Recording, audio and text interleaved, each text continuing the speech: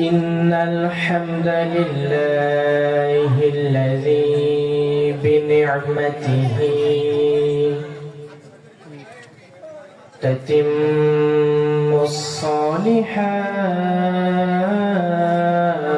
الصالحات الذي علم القرآن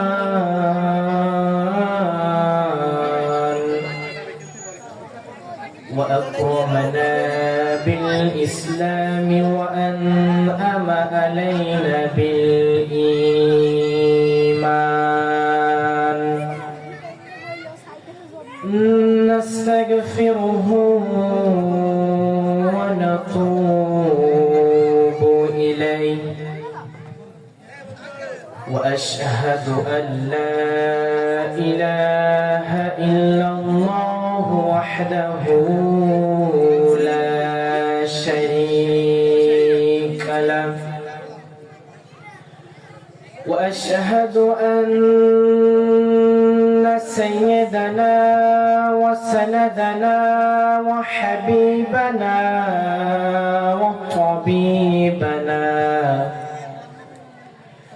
وطبيب أرواحنا محمدا عبد الله ورسوله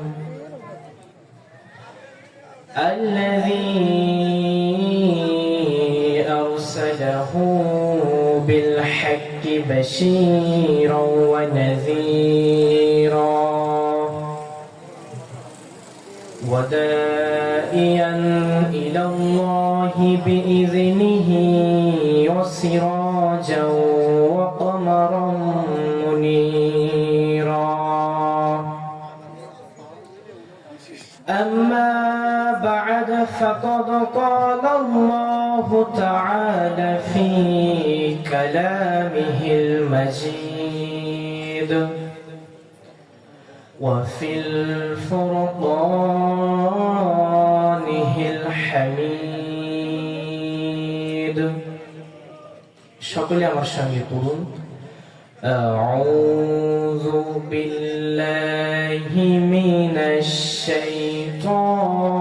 الشيطان الرجيم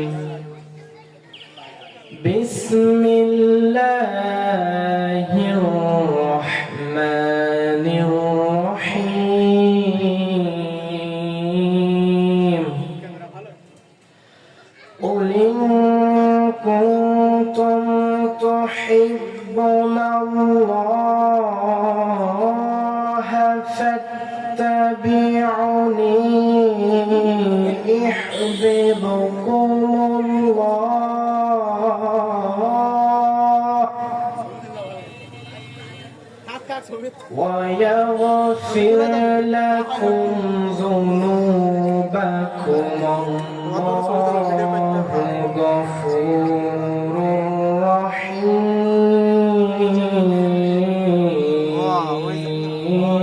رحيم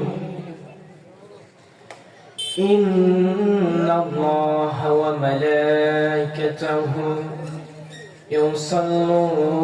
يصلون على النبي يا أيها الذين آمنوا صلوا عليه وسلموا تسليما اللهم صل على محمد وعلى آل محمد كما صليت على إبراهيم وآل آل إبراهيم إنك حميد مجيد اللهم بارك على محمد وآل آل محمد كما باركت على إبراهيم وعلى آل إبراهيم إنك حميد مجيد এই পৃথিবীটা আজ শুধু হাহাকার নেই আলো কোনো দিকে শুধুই আধার এই পৃথিবীটা আজ শুধু হাহাকার নেই আলো কোনো দিকে শুধুই আধার। কোরআনই দিতে পারে আলোর দিশা, কোরআনই দিতে পারে আলোর দিশা, থাকুক না যতই অন্ধকারী। ওহে মুসলমান দাঁড়াও তুমি, সাথে নিয়ে যাও কোরআন খানি। আলহামদুলিল্লাহ সুম্মা আলহামদুলিল্লাহ, আলহামদুলিল্লাহি রাব্বিল আলামিন। সমস্ত প্রশংসা সে মহান মনিব, মহান আরশ আজিমের মালিক যে আল্লাহ সুবহানাহু ওয়া তাআলা আমাদেরকে কোরআনের কয়েকটা কথা শোনার জন্য এত সুন্দর একটা আয়োজন করার তৌফিক দান করেছেন। সেই মহান মালিকের দরবারে সকলেই শুকরিয়া আদায় করছি, সকলেই বলছি আলহামদুলিল্লাহ। লাখো কোটি কোটি দরুদ ও সালাম সেই নির্যাতিত, নিষ্পেষিত, নিপীড়িত, অসহায়, দুস্থ, লাঞ্ছিত, বঞ্চিত মানুষের কল্যাণের বন্ধু, বিশ্ব মানবতার মুক্তির দূত, বিশ্বনবী, বিশ্বনেতা জনাবে হযরত মুহাম্মদ, সকলে বলছি সাল্লাল্লাহু আলাইহি ওয়াসাল্লাম। আমি আপনাদের সামনে কুরআনুল কারীমের 3 নম্বর সূরা, সূরা আল ইমরানের 31 নম্বর আয়াত তেলাওয়াত করেছি, উপস্থাপন করেছি। যদি মহান মালিক কিছু বলার সুযোগ করে দেন, আপনাদের সামনে কিছু কথা বলবো। আল্লাহ আমাদের সকলকে এই কথাগুলো শুনে বাস্তব জীবনে আমল করার তৌফিক দান করেন। সকলে বলি আল্লাহুম্মা আমিন। আলোচনা শুরু করার পূর্বেই একটি হাদিস থেকে আমরা শিক্ষা গ্রহণ করতে চাই। বুখারী এবং মুসলিম শরীফের হাদিস। সামরা ইবনে জুনদুব রাদিয়াল্লাহু তাআলা আনহু হতে বর্ণিত, তিনি বলেন রাসূল সাল্লাল্লাহু আলাইহি ওয়াসাল্লাম একদিন ফজরের নামাজ শেষ করে উপস্থিত সাহাবীদের দিকে মুখ ঘুরিয়ে বসলেন এবং সাহাবীদেরকে জিজ্ঞাসা করলেন, ওগো সাহাবীরা, আজ রাতে তোমরা কি কেউ কোনো স্বপ্ন দেখেছো? সাহাবীরা বলল, ইয়া রাসূলুল্লাহ, ইয়া হাবিবাল্লাহ, আমরা আজ রাতে কেউ কোনো স্বপ্ন দেখি নাই। রাসূল সাল্লাল্লাহু আলাইহি ওয়াসাল্লাম তখন বললেন, আজ রাতে আমাকে স্বপ্নের ভিতরে 6টা আশ্চর্যজনক বিষয়, 6টা ভয়ঙ্কর বিষয় আমাকে দেখানো হয়েছে। সাহাবীরা শোনার জন্য অধিক আগ্রহ পোষণ করলো যে, ইয়া রাসূলুল্লাহ, ইয়া হাবিবাল্লাহ, আপনি কি এমন 6টা ভয়ঙ্কর বিষয় দেখলেন, আপনি আমাদেরকে বলুন। রাসূল সাল্লাল্লাহু আলাইহি ওয়াসাল্লাম বর্ণনা করতে শুরু করলেন যে, সাহাবীরা, আমি যখন গভীর রাতে গভীর ঘুমের ভিতরে মগ্ন, তখন আমার কাছে 2জন ফেরেশতা আসলো, এসে আমাকে ঘুম থেকে জাগ্রত করানোর পর আমাকে বলতেছে, ইয়া রাসূলুল্লাহ, ইয়া হাবিবাল্লাহ, আজ রাতে আপনি আমাদের সঙ্গে সফর করুন। আমি ফেরেশতাদের কথা মতো তাদের সঙ্গে সফর করতে শুরু করে দিলাম। সফর করতে করতে আমি 1 নাম্বার দৃশ্য দেখতে পেলাম। বিশ্বনবী সাল্লাল্লাহু আলাইহি সাল্লাম বলতেছেন, আমি ফেরেশতাদের সঙ্গে সফর করতে শুরু করে দিলাম। সফর করতে করতে আমি 1 নাম্বার দৃশ্য দেখতে পেলাম। আমি দেখতে পেলাম একদল মানুষকে আযাবের ফেরেশতারা লোহার করাত দিয়ে মানুষগুলার মাথাগুলোকে দ্বিখণ্ডিত করতেছে, মানুষগুলার মাথাগুলোকে শিরচ্ছেদ করছে। যখন লোহার করাতটা মানুষগুলার মাথার উপর উঁচু করে ধরছে, মানুষগুলো পূর্বের অবস্থায় ভালো হয়ে যাচ্ছে। সকলে বলে আল্লাহু আকবার। আযাবের ফেরেশতারা মানুষগুলার মাথাগুলোকে লোহার করাত দিয়ে বারবার দ্বিখণ্ডিত করছে, বারবার শিরচ্ছেদ করছে। লোহার করাতটা মানুষগুলোর মাথার উপরে যখন উঁচু করে ধরছে, মানুষগুলো পূর্বের অবস্থায় ভালো হয়ে যাচ্ছে।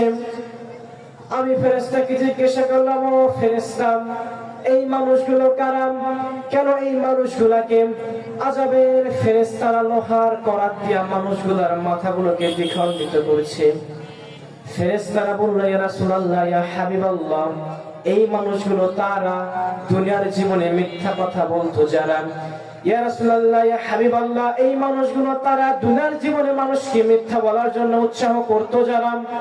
ইয়া নবী আল্লাহ, ইয়া হাবিবাল্লাহ, এই মানুষগুলো তারা দুনিয়ার জীবনে মানুষকে মিথ্যা বলে হাসাতো যারা। রাসূল সাল্লাল্লাহু আলাইহি সাল্লাম বলতেছে, ফেরেশতা, আমি 2 নাম্বার দৃশ্য দেখতে পেলাম। আমি দেখতে পেলাম একদল মানুষকে আযাবের ফেরেশতারা বড় বড় পাথর মেরে মেরে মানুষগুলোর মাথাগুলোকে ফাটিয়ে ফেলতেছে। যখন পাথরগুলো মানুষগুলোর মাথার উপর উঁচু করে ধরছে, মানুষগুলো পূর্বের অবস্থায় ভালো হয়ে যাচ্ছে। আযাবের ফেরেশতারা মানুষগুলোর মাথার উপরে বারবার পাথর নিক্ষেপ করছে। এই পাথরের আঘাতে মানুষগুলোর মাথার গোশত, চামড়ি, হাড্ডিগুলো ছিটকে ছিটকে পড়তেছে। আমি ফেরেশতাকে জিজ্ঞাসা করলাম, ও ফেরেশতা, এই মানুষগুলো কারা? কেন এই মানুষগুলোকে আযাবের ফেরেশতারা পাথর মেরে মেরে মানুষগুলোর মাথাগুলোকে ফাটিয়ে ফেলছে? ফেরেশতারা বলল, ইয়া রাসূলুল্লাহ, ইয়া হাবিবাল্লাহ, এই মানুষগুলো তারা দুনিয়ার বুকে জিনার পরিবেশ সৃষ্টি করত যারা। ইয়া রাসূলুল্লাহ, ইয়া হাবিবাল্লাহ, এই মানুষগুলো তারা দুনিয়ার বুকে মানুষকে জিনা করার জন্য উৎসাহ করত যারা।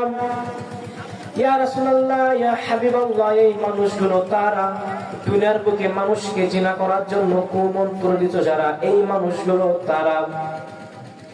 রাসূল সাল্লাল্লাহু আলাইহি সাল্লামের 3 নাম্বার দৃশ্য বর্ণনা করছে। ওগো সাহাবীরা, আমি 3 নাম্বার দৃশ্য দেখতে পেলাম। আমি দেখতে পেলাম বিশাল বড় একটা সমুদ্র।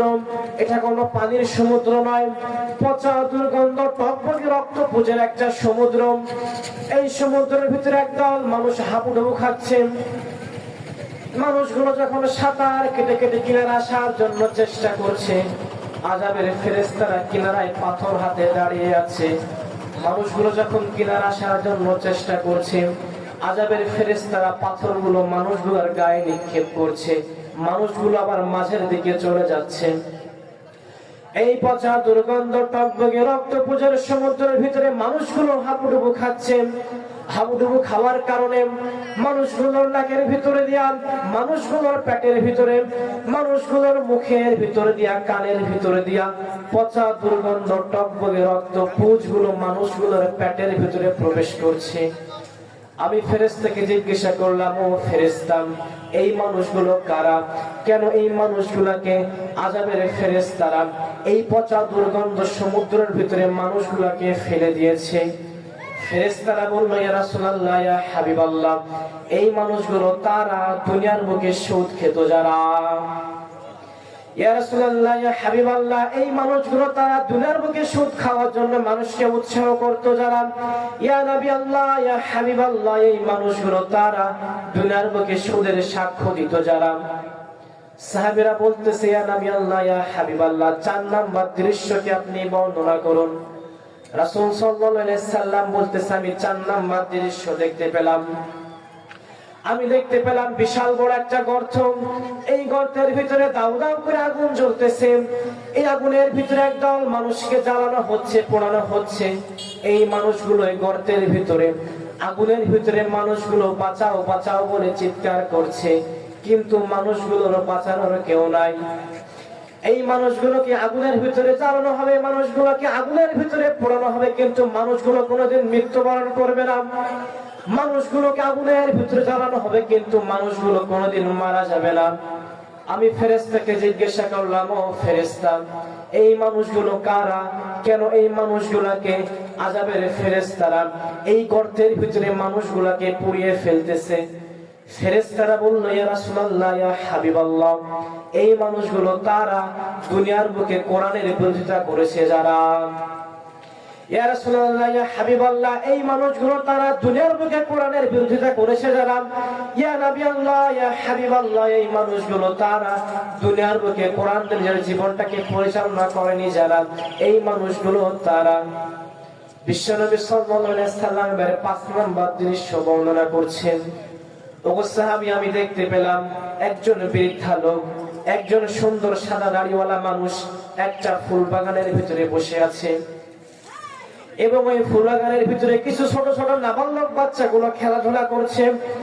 আমি ফেরেশতাকে জিজ্ঞাসা করলাম, ও ফেরেশতা, এই মানুষগুলো কারা? এই বৃদ্ধা লোকটাকে আর এই ছোট ছোট নাবালক বাচ্চাগুলো কারা? ফেরেশতারা বলল, ইয়া রাসূলুল্লাহ, ইয়া হাবিবাল্লাহ, এই বৃদ্ধা লোকটা তিনি আমাদের মুসলিম জাতির পিতা ইব্রাহিম আলাইহিস সালাতু ওয়াস সালাম। জোরে বলি সুবহানাল্লাহ। আর এই ছোট ছোট নাবালক বাচ্চাগুলো তারা দুনিয়ার জীবনে ভূমিষ্ঠ হওয়ার পরে মৃত্যুবরণ করেছে যারা। সাহাবী জিজ্ঞাসা করলেন, ইয়া রাসূলুল্লাহ, ইয়া হাবিবাল্লাহ, আপনি 6 নাম্বার দৃশ্য বর্ণনা করেন।